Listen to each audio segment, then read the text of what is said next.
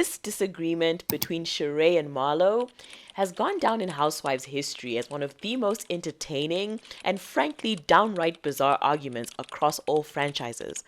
On the surface, this looks like a quintessential Housewives argument, where a bruised ego leads to some low stakes drama, an unnecessarily major showdown, and a place on the long list of iconic moments.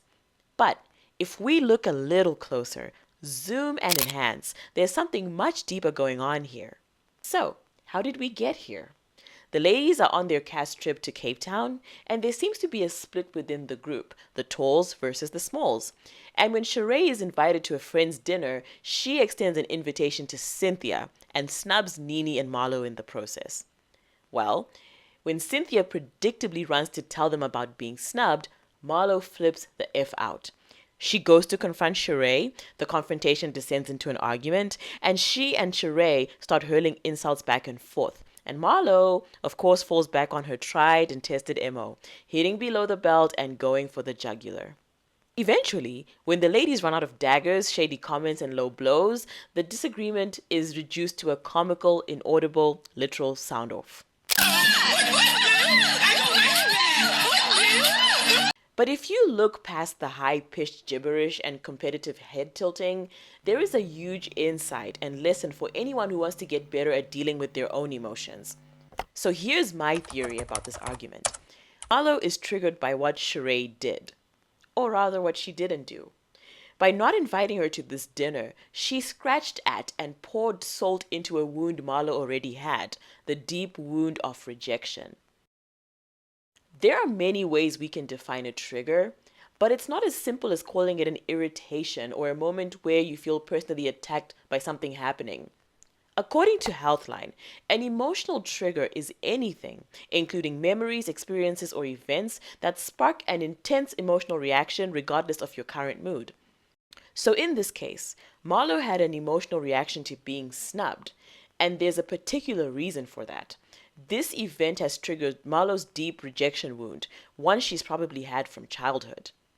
Triggered is a word we throw around a lot in our culture today, often as a dig or an insult. But the truth is, all of us have been triggered before because all of us have emotional wounds, hang-ups, fears, sensitivities, and sometimes they come to the surface even when we don't want them to. Of course, no one likes how triggers make them feel.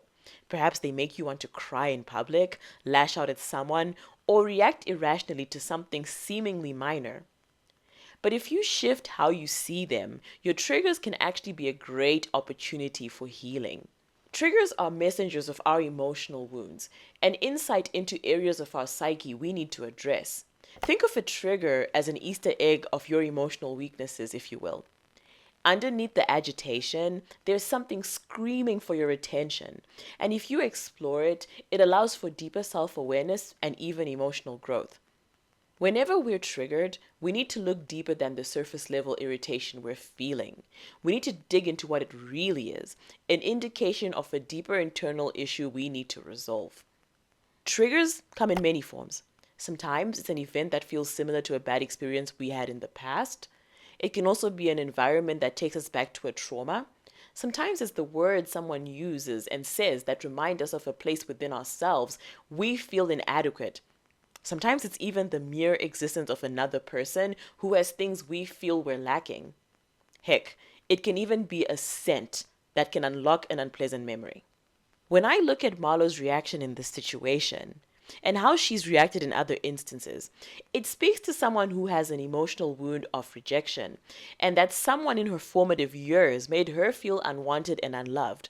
So now every time someone rejects her, even if it's only in her perception, it brings her back to that initial experience. You can't trigger a wound that doesn't exist or a wound that has already been healed. It just wouldn't stir up the same level of irritation in you. So if you're reacting, you still have work to do on that thing. The famous Bruce Lee quote that comes to mind: "Pain will leave you once it's done teaching you." Triggers are areas of pain that are trying to teach us something about ourselves. And once we address that thing and integrate it into our emotions, we won't get bothered in the same way. If we look at things that trigger us, They typically point to one or more of the following unhealed wounds: rejection, abandonment, feeling unloved, a moment where our emotional and physical safety were threatened or even violated, or somewhere where we felt inadequate or diminished. A trigger can also tell us about something within our lives that we're not being honest with ourselves about, an area within ourselves or even our relationships where there are unspoken issues and distressing unanswered questions. When it comes to our emotions, time doesn't heal all wounds automatically. In many ways, when something hurtful happens to us, it's powerful enough to reverberate throughout our lives and experiences unless we resolve it. So every time you're triggered, it takes you right back to that initial wound and stirs up the original feeling or emotion. It's as if you're still there. And there's a reason why I went with rejection for Marlo. From watching the show, what I know about Marlo Hampton is that she had a really tough upbringing. She grew up in the foster care system due to her mother's addictions and always felt like her mother picked her romantic partners over her and her siblings, aka she felt unwanted. So now in her adulthood, Sheree's rejection and a perceived abandonment by a friend triggers that underlying wound Marlo has carried her whole life. You even see it in her reaction when Nini doesn't pick her for a team for this tournament, and also when Nini refuses to talk to her. And you can see in that moment how being rejected by a friend is something that really triggers Marlo to the deepest parts of her core. And the subsequent meltdown and insults Marlo threw were just her wound of rejection oozing out for all the world to see. I feel so stupid that I fell for it. Now, I am by no means a Marlo fan or apologist. I hate how she hits below the belt, and I always hoped she would grow out of that with some emotional healing work. But just because I'm not a fan doesn't mean I can't learn something from her. And the better we get at recognizing when we're triggered, the easier it is to dress those wounds and heal from them. So, how do we know when we're triggered? We overreact to small things. We take irrational offense to the tiniest slights. We take things that have nothing to do with us personally. We get extremely defensive.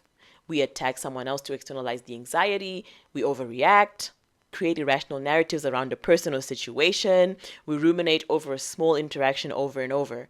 Can't let things go. Instead of moving through things, the smallest things that happen to us stick to us longer than they should. Or we practice compensatory or externally controlling behavior to do away with the discomfort we're feeling. All these are signs that we're triggered.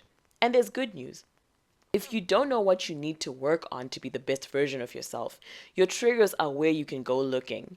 If you're triggered, you're unhealed in that area. So here's a question to ask yourself when you find yourself feeling a little pressed by something. Get curious. Ask yourself honestly why this event or person elicits such a strong reaction out of you. Whether it's abandonment, rejection, or a weakness somewhere in your own life, you have a wound that needs to be addressed. Now, think back to your earliest experience with the same emotion. Was there a time you felt abandoned, rejected, or betrayed? It's a simple exercise, but it's highly effective at helping you not only become self-aware, but start to do the work to resolve what you haven't yet resolved. Ultimately, triggers are valuable pieces of information that give us a better understanding of ourselves and what's keeping us stuck in a past experience. Before you act on a trigger, reflect on it and work on it. Trust me, on the other side, you'll be able to move through the world without an invisible target on your back.